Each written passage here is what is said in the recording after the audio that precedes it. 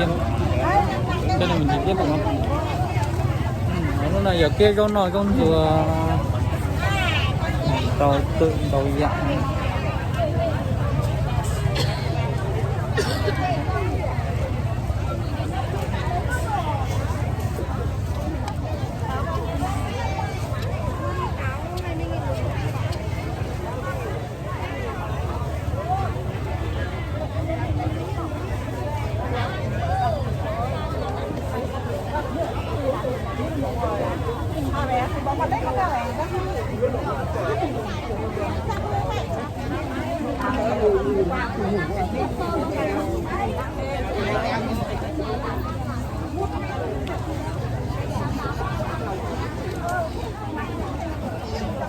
Cái này quên mình nhiều.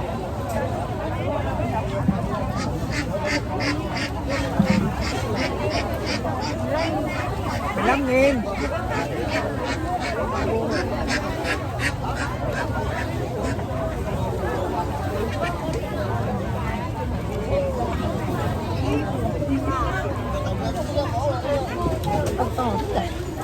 Gì nhỉ?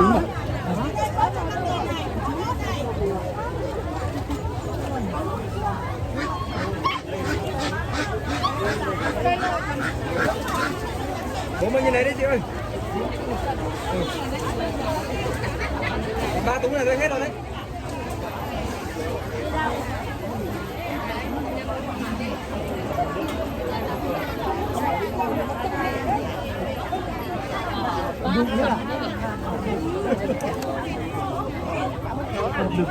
Tất cả các tình yêu cho chị một gói hạt sành. Ok chị. Phạm Miền ơi, một người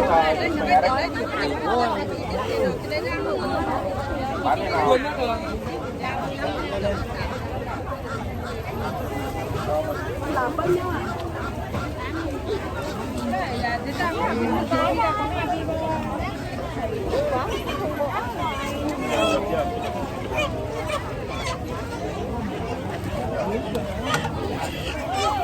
Mướn hàng gì nhỉ?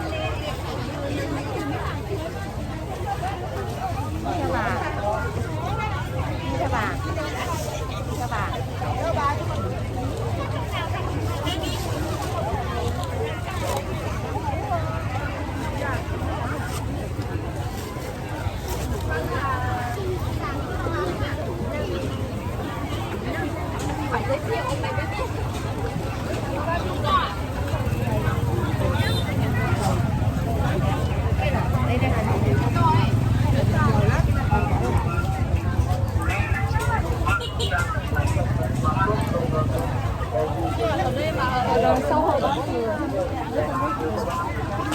Chị biết không ạ?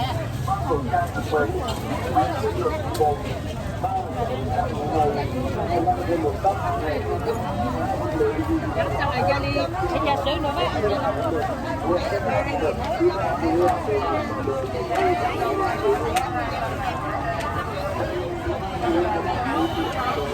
Ở trong này bán có 25.000.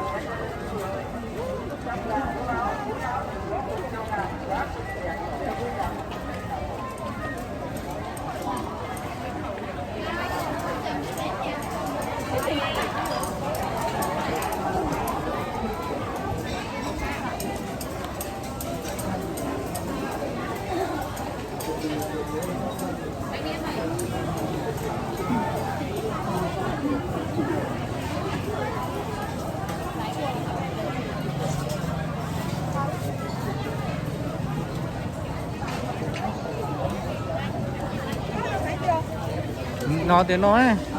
Có là tặng không? Rồi tao con.